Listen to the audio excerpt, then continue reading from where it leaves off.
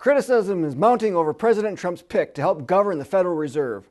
Today, we review the Fed and expose its involvement in building and aiding the globalist New World Order.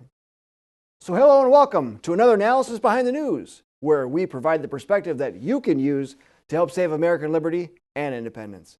So last week, Reuters news service reported that economists and other critics have expressed concerns about Trump's potential nominee to the board of the Federal Reserve, Mr. Stephen Moore, whom Reuters describes as a conservative economic commentator and another Trump loyalist nomination. According to Reuters, Senator Elizabeth Warren claimed that Moore had a long history of making wildly inaccurate claims about economic policy that appear to serve political ends. She wrote further, Americans should be able to trust that policymakers have some command over basic mathematical and economic concepts and allegiance to facts. Well, for once, we agree with Senator Warren. Americans should be able to trust that policymakers understand economic concepts and allegiance to facts. So, let's take a closer look at the Federal Reserve. Created in 1913, the Fed was tasked with being a central bank to the U.S. federal government to manage the economy, helping to avoid the booms and busts. With this, it was given the ability to create currency and manage its value. At least that's what we are led to believe. In truth, the Federal Reserve Act nationalized every national banking association, bank, and trust company.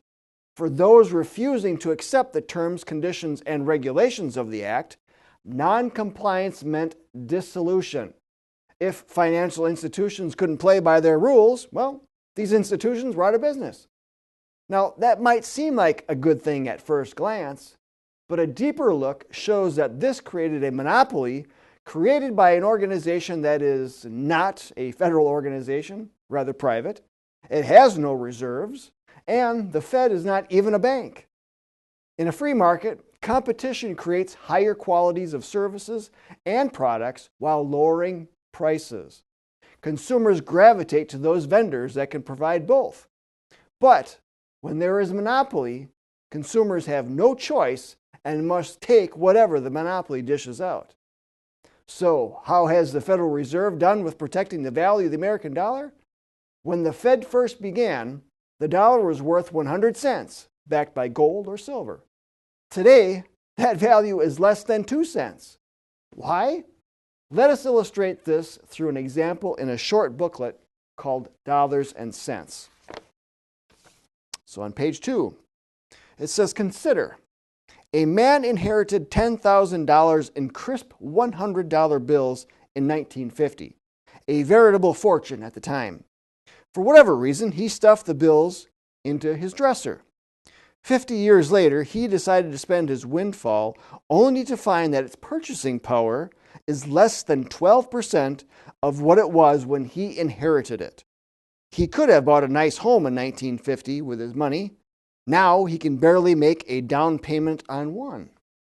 Where did the value of his windfall go? It was stolen from him through a watering down of currency's value, which was accomplished by putting most of it in circulation. Folks, that's what's called inflation. Inflating the supply of money, which makes all of it worth much less. So it takes more money to buy items in the marketplace. The American dollar used to be tied to gold and silver, but this connection was severed over the years, leaving the Federal Reserve to print money without having to worry about backing it up with anything. Its scheme is to create money out of thin air and loan it to the entities it serves. Because of its manipulation of interest rates and the rate of currency inflation, the Fed helps to drive the booms and the busts of the economy, which makes it a very powerful player in global politics. How powerful, you might ask? Well, G. Edward Griffin gave us a glimpse of this in his tome, The Creature from Jekyll Island, a second look at the Federal Reserve. On pages 107 and 108, he writes about a vicious plan by central banks to hemorrhage wealth from industrialized nations to undeveloped nations. These undeveloped nations will default on loans made to them by these industrialized nations, allowing for global organizations like the United Nations, the International Monetary Fund, and the World Bank to step in for assistance, which gains them a larger role in the policies and politics of the countries they are assisting. Eventually, even the industrialized nations will be brought to their knees in this repeated cycle, which will help to usher in a world government. Now, on page 108, Mr. Griffin wrote, "A strong nation is not likely to surrender its sovereignty.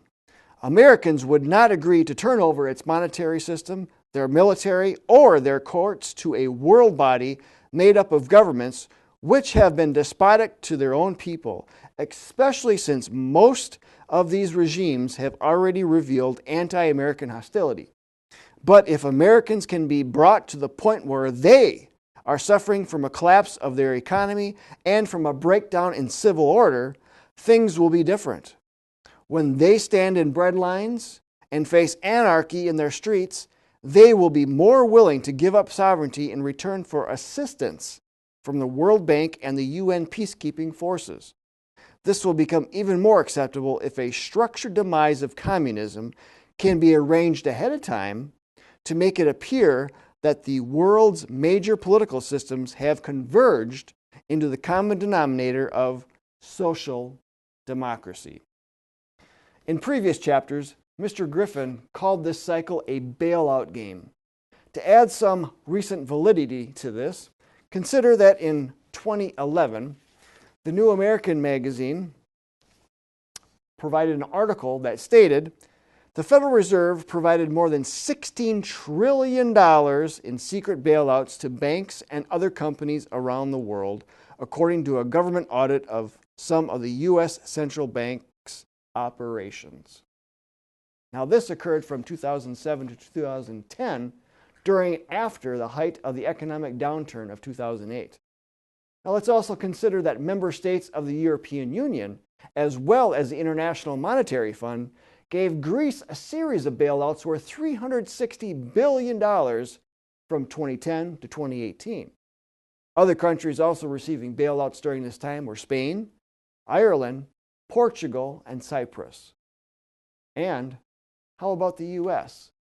With a debt quickly growing beyond $22 trillion, not including the large unfunded liabilities of Social Security and Medicare, and an average citizen debt of nearly $60,000, and a Congress that continues to spend well beyond its means, when will we have what Senator Warren has stated as some command over basic mathematical and economic concepts, as well as allegiance to facts? Our founders understood the problems with just printing money and advocated for sound money backed by precious metals. They even specified in Article 1, Section 8, Clause 5 of the Constitution that Congress has the power to coin money, regulate the value thereof. Coining money is not printing money. Ending the Federal Reserve would be a great step in preserving American sovereignty, writing economic policy, and turning around the ever-declining value of the American dollar. For more information on this, check out The Creature from Jekyll Island, as well as our Dollars and Cents booklet. And of course, we have an accompanying DVD with that as well. And these are available at shopjbs.org. Then consider joining other patriots at the John Birch Society as we battle globalism and protect Americanism. And please be sure to like and share this video with others. Until next time, we'll see you then.